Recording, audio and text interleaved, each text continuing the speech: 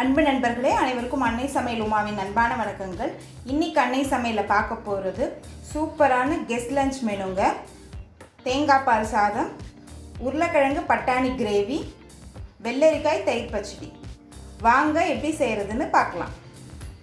இப்போ முதல்ல தேங்காய் பால் சாதம் எப்படி செய்கிறதுன்னு பார்க்கலாங்க. குக்கரில் தேவையான அளவு எண்ணெய், முதல்ல 2 பட்டை, 2 கிராம்பு, 1 பிரியாணி இலை, 1 டீஸ்பூன் சோம்பு,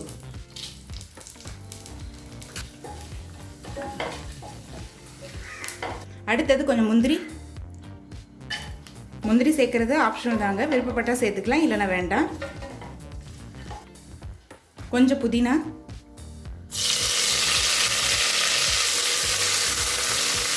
அடுத்து நீளமாக நறுக்குன ஒரு பெரிய வெங்காயத்தை சேர்த்துக்கலாம்.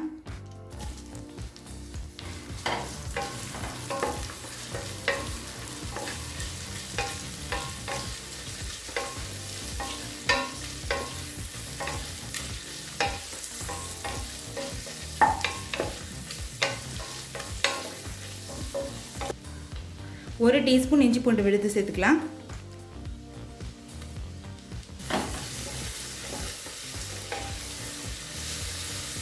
அடுத்தது 4 பச்சை மிளகாய் சேர்த்துக்கலாம். நம்ம காரத்துக்கு வேறு எதுவும் சேர்க்க போகிறது இல்லைங்க, அதனால தான் 4 பச்சை மிளகாய் சேர்க்குறேன். நீங்கள் விருப்பப்பட்டீங்கன்னா கொஞ்சம் கம்மியாக கூட போட்டுக்கலாம். இப்போ வெங்காயம் நல்லா வதங்கிடுச்சுங்க. அடுத்தது கொஞ்சமாக தக்காளி சேர்த்துக்கலாம். தக்காளி சேர்க்குறது ஆப்ஷனல் தாங்க, நீங்கள் விருப்பப்பட்டீங்கன்னா சேர்த்துக்கலாம், இல்லைன்னா வேண்டாம். அதுவும் நான் கொஞ்சமாக தான் சேர்த்துருக்கேன். தேவையான அளவு உப்பு,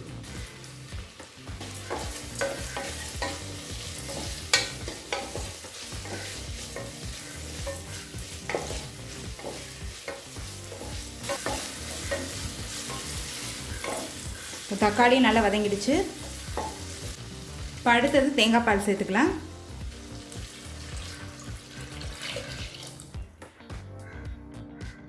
நான் 3 கப் தேங்காய் பால் சேர்த்துருக்கேங்க.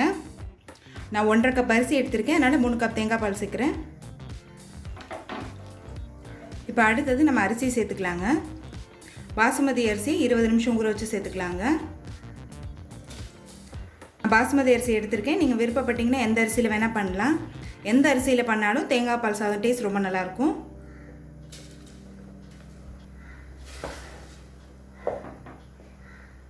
இப்போ கொஞ்சமாக புதினா சேர்த்துக்கலாம்.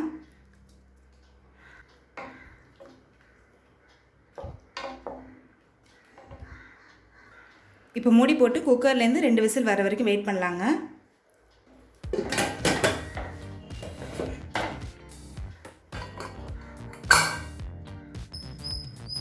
இப்போ குக்கர்லேருந்து 2 விசில் வந்துருச்சுங்க. கொஞ்சமாக நெய் சேர்த்துக்கலாம். கொஞ்சம் கொத்தமல்லி,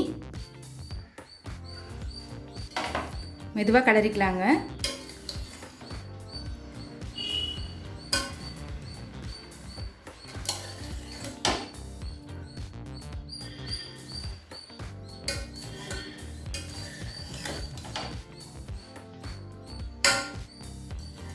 இப்போ தேங்காய் பால் சாதம் ரெடி ஆகிடுச்சுங்க.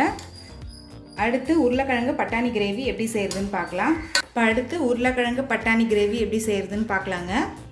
கடாயில் தேவையான அளவு எண்ணெய், முதல்ல 1 டீஸ்பூன் சீரகம்,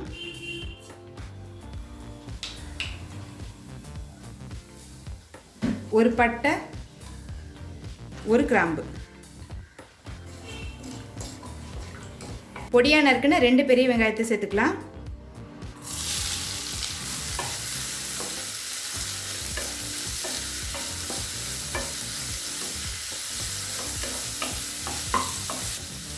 வெங்காயத்தை நல்ல கலர் மாறுற வரைக்கும் வதக்கிக்கலாம்.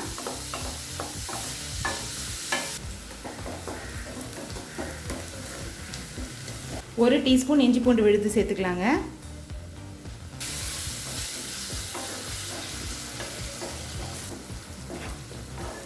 இப்போ வெங்காயம் நல்லா வதங்கிடுச்சுங்க. அடுத்தது 2 தக்காளியை மிக்சியில் நைஸாக அரைச்சி இதில் சேர்த்துக்கலாம்.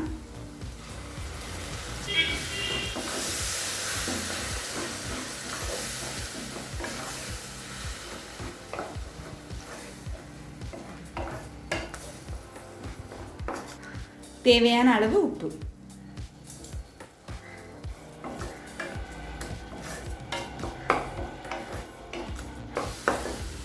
இப்போ தக்காளி நல்லா வதங்கிடுச்சு.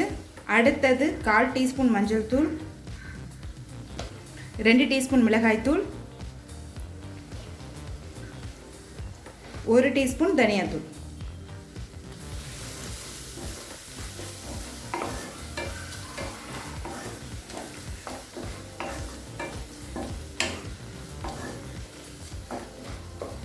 ஒரு நிமிஷம் வரைக்கும் நல்லா வதக்கிக்கலாங்க.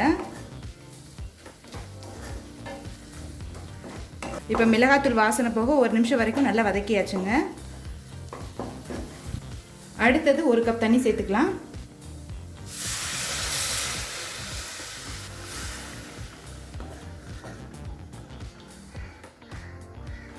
இப்போ 1/2 கப் பச்சை பட்டாணி சேர்த்துக்கலாங்க. நான் சேர்த்துருக்கிறது ஃப்ரோசன் பச்சை பட்டாணி. பச்சை பட்டாணி மூடி போட்டு ஒரு 5 நிமிஷம் ஸ்லோலே வச்சுருந்திங்கன்னா போதும், நல்லா வெந்துடும். வேக வச்ச உருளைக்கிழங்கு 3 சேர்த்துக்கலாம்.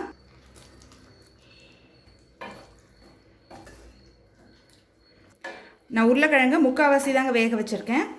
ரொம்ப வேக வச்சு இப்போ போட்டோன்னா குழஞ்சி போயிடும். அதனால் முக்கால் பதத்துக்கு தான் வேக வைக்கணும். இது கூடவே 1 டீஸ்பூன் கரம் மசாலா சேர்த்துக்கலாம்.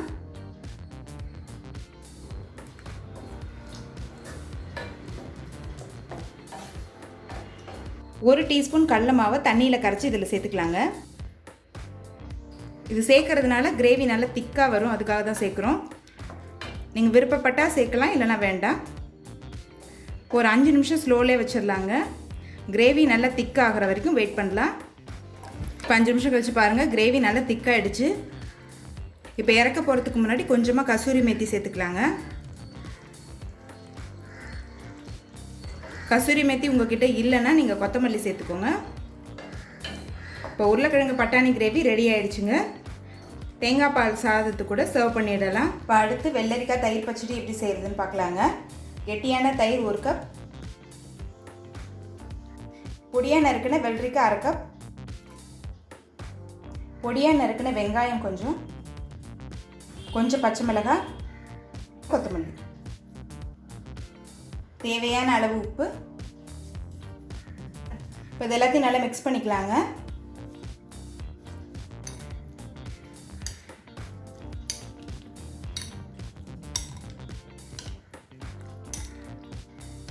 இப்போ வெள்ளரிக்காய் தயிர் பச்சடி ரெடி ஆகிடுச்சுங்க. தேங்காய் பால் சாதத்து கூட சர்வ் பண்ணிடலாம். இப்போ சுவையான தேங்காய் பால் சாதம் ரெடி ஆகிடுச்சுங்க. அதுக்கு சூப்பரான சைட் டிஷ் உருளைக்கிழங்கு பட்டாணி கிரேவி, வெள்ளரிக்காய் தயிர் பச்சடியும் ரெடி ஆகிடுச்சு. ரெசிபியை ட்ரை பண்ணி பாருங்கள், கண்டிப்பாக உங்களுக்கே பிடிக்கும். ரெசிபி பிடிச்சிருந்ததுன்னா வீடியோவை லைக் பண்ணுங்கள், கமெண்ட் பண்ணுங்கள், ஷேர் பண்ணுங்கள். இது வரைக்கும் அன்னை சமையல் சேனலை சப்ஸ்கிரைப் பண்ணலன்னா சப்ஸ்கிரைப் பண்ணுங்கள். தேங்க்யூ.